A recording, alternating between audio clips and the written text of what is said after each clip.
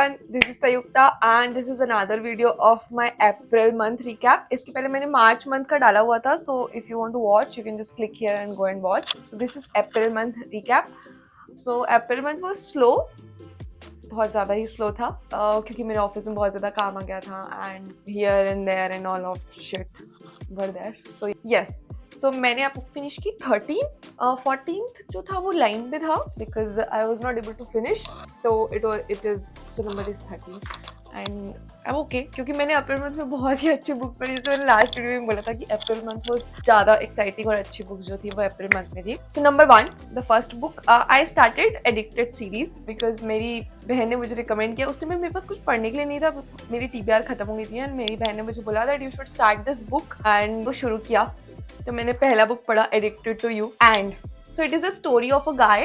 एक लड़का जो जिसको एडिक्शन है, लाइक ड्रिंकिंग एडिक्शन है, एंड लड़की है जो सेक्स एडिक्ट है. बट दोनों साथ में रहते हैं. इट्स लाइक दे आर लोग अपनी आदतें लोगों से छुपा रहे हैं एंड दे आर लाइक कि हाँ तुम अपनी आदतों में रहो एंड और वो उन चीज़ों से कैसे बाहर निकलते हैं उस चीज़ के बारे में स्टोरी है. And at the end of the story, at the end of the book, not story, इनके ऊपर 5 बुक्स है, अभी मैंने सब पढ़ी भी नहीं है. तो at the end of the story वो लोग अलग हो जाते हैं क्योंकि वो लड़का जो होता है वो रिहैब में जा रहा होता है. And I was crying, I was cooking and the last scene was that he's going and they were promising each other and I was crying. I'm so sorry. So I was crying. So yeah, it's definitely you should go for it. So the second book is Ricochet. So उस book में same story, उसी का आगे का part है. मैंने ये book शुरू किया मैं सेम उसके जस्ट बाद ही because I was too much into the story. तो उसमें लो जो रहता है द मेन कैरेक्टर वो अपने रिहैब से वापस आ चुका है and now they are trying to find कि जो लड़की है उसको कैसे बाहर निकालना है उसकी प्रॉब्लम से. And the next book again went on. मैं कोई एक सीरीज शुरू करती हूँ तो मैं यूजुअली नहीं रुकती हूँ. Then the third book was addicted for now. तो उसमें ऐसा होता है कि नाउ दे आर लाइक वो लोग ट्राई कर रहे हैं इमोशनल बैटल अपने एडिक्शन से बाहर आने का एंड देन उनको कोई थ्रेटन करने लगता है because see drinking addiction is not the big issue. मतलब ठीक है आप रिहैब में जाके ठीक कर सकते हो, but sex addiction is the issue society के लिए, टैबू एंड ऑल. तो उन लोगों को कोई थ्रेटन करता है कि अब उनके बारे में या उनका जो सीक्रेट है वो बाहर निकालेंगे and they were fighting for it. उससे बाहर आने की वो लोग कोशिश कर रहे हैं. And the fourth book was thrive. So thrive में ये रहा होता है कि उनको पता चल जाता है कि कौन उनको वो सब थ्रेटन कर रहा था एंड ऑल चीज़ें. बट मैंने वो बुक अभी कंप्लीट नहीं की है, मतलब पूरा अभी मैंने फिनिश नहीं किया, उसका सेकेंड हाफ पार्ट बचा हुआ है. So yes, after that I wanted to come out और मैं कुछ और पढ़ना चाहती थी. So after that I started sinner series by Sierra Simone. तो मैंने उसकी पहली बुक नहीं पढ़ी क्योंकि मुझे पता नहीं था कि वो पूरी सीरीज है. So I started with second book The Sinner. मैंने ये बुक पहले शुरू की थी. सो इस पूरी सीरीज में एक्चुअली उन टॉपिक्स के बारे में बातें की गई है जो टैबू है. जैसे कि सिनर सीरीज में वो जो लड़का रहता है मतलब उसका चाइल्डहुड बहुत बुरा है उसकी, और जो लड़की है वो अब नन बनने वाली है. मतलब वो जस्ट उस प्रोसेस में जिसमें नन बनेगी and they have that attraction. और वो पूरा स्टोरी की वो कैसे उससे बाहर आएंगे, कैसे वो लड़का और उस लड़के की भी जो सिस्टर की डेथ हुई थी वो चर्च में ही हुई थी.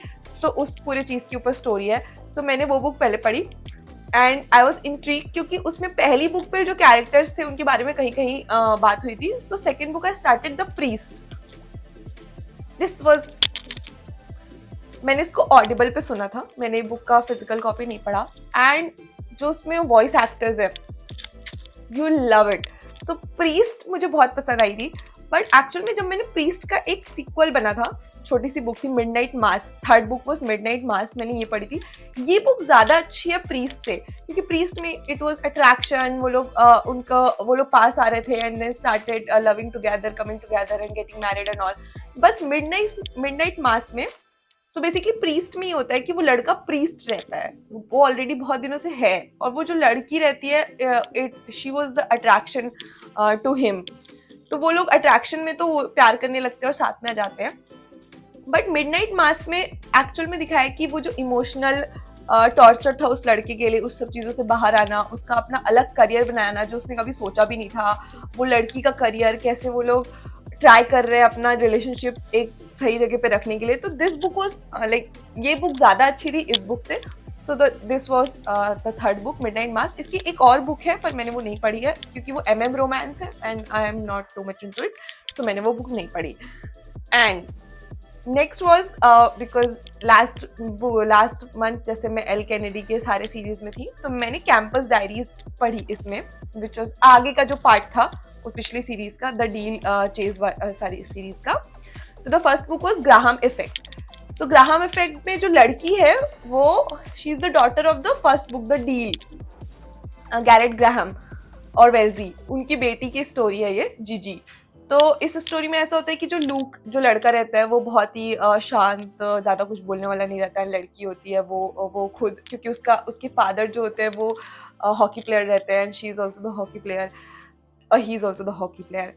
तो उसकी स्टोरी है हाउ देयर, और ये बिकॉज इस सीरीज की स्टार्ट है तो इसमें सारे कैरेक्टर्स भी इंट्रोड्यूस हो रहे होते हैं. It is okay series, you can go for it, but not, मतलब मैंने इसलिए पढ़ा क्योंकि मुझे सारे कैरेक्टर्स जानने थे, कहाँ कहाँ कौन कौन क्या क्या कर रहा है.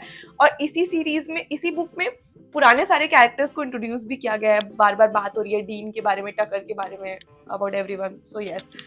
And the second book was the Dixon rule. ये सीरीज की सेकेंड बुक थी, एंड यही एक one of the good book है इस सीरीज में. वन ऑफ द बुक्स जो है सबसे बेस्ट है इस सीरीज में. So because the girl was fierce, मतलब उसको किसी की नहीं सुननी है, इसलिए वैसे टाइप से. So the girl was very good, that's why I like that book.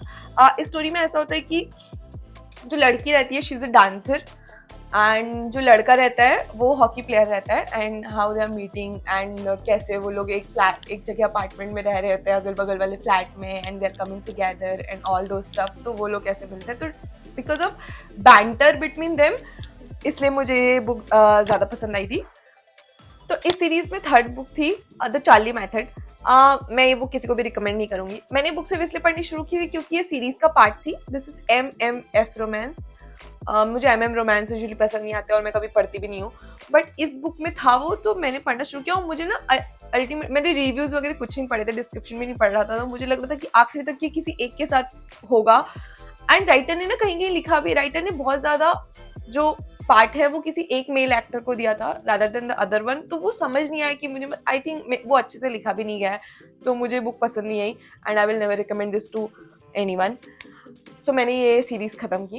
And the next book I went for first time caller by BK Borison. मैंने ये बुक इसलिए शुरू की थी क्योंकि इसका कवर बहुत क्यूट था, एंड ये रेडियो शो पे था. तो बेसिकली इसमें जो लड़का रहता है वो रेडियो जॉकी होता है, एंड जो लड़की रहती है she is a single mother, and उसकी बेटी बिकॉज चाहती है कि उसकी मदर जो है वो कुछ करे, मतलब to come up for a relationship and all. तो वो रेडियो जॉकी को कॉल करती है बिकॉज वो कोई लव शो रहता है एंड ऑल. तो उसके बाद वो उस चीज़ के ऊपर स्टोरी बेस्ड है, and it's such a great, मतलब वो old town romance, small town romance kind of thing. तो ये आपको वाला वाइब देगा. I will definitely recommend this book to everyone. Just go and read that.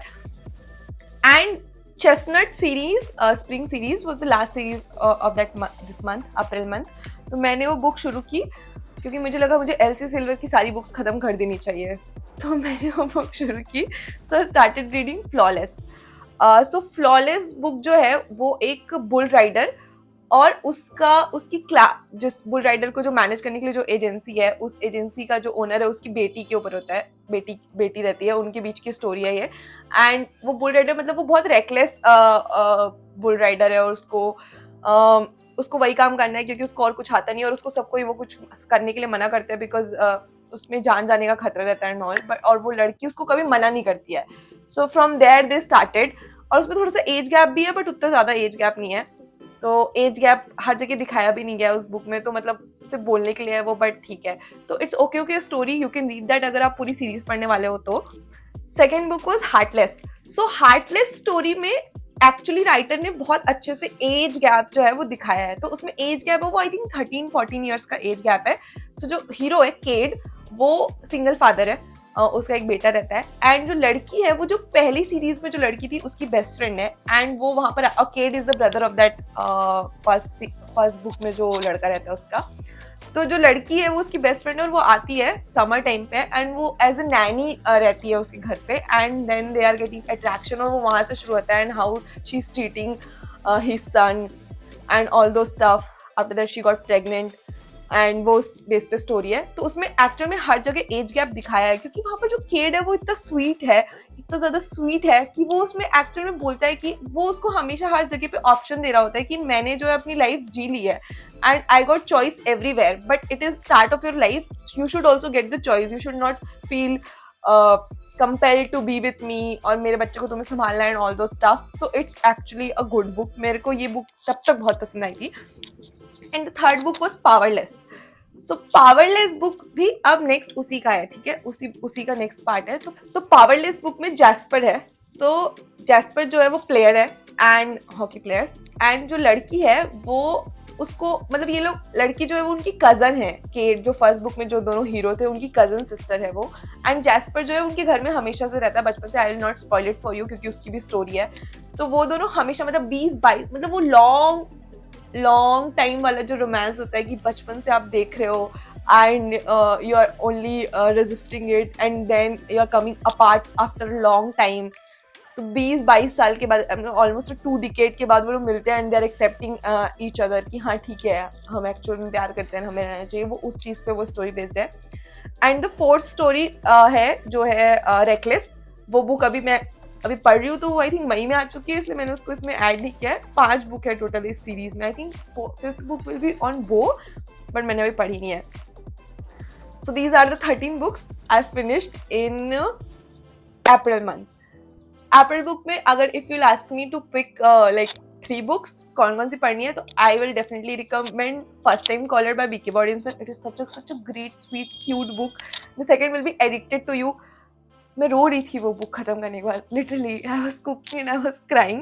And the third book will be the second book Heartless, Cade के ऊपर, Cade और Willa की book है। It's such a great book. उसमें age gap को actual में मैंने किसी बुक में इतने अच्छे से डिस्क्राइब होते हुए देखा है। Yes, that's it, thank you so much for watching, will meet you next time.